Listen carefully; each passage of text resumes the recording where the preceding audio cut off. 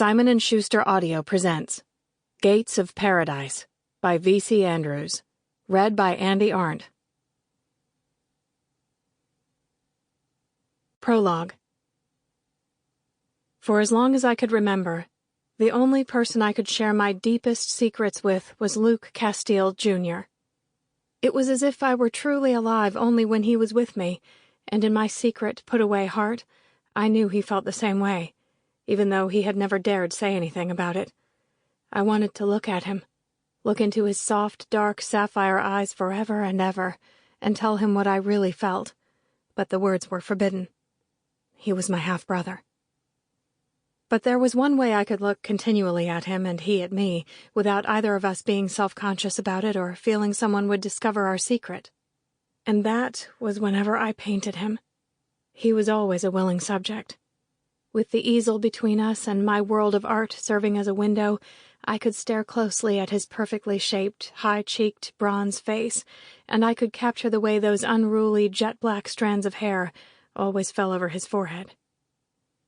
Luke had my Aunt Fanny's hair, but my father's deep blue eyes and perfect nose.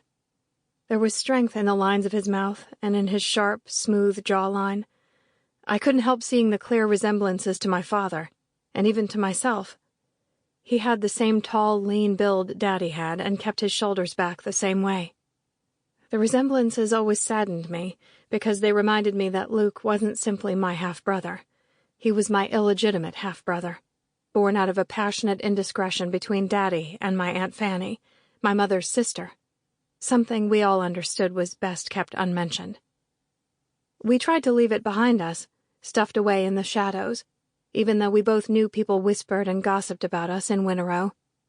Although my family was the most prominent in Winnerow, we were a very odd family indeed.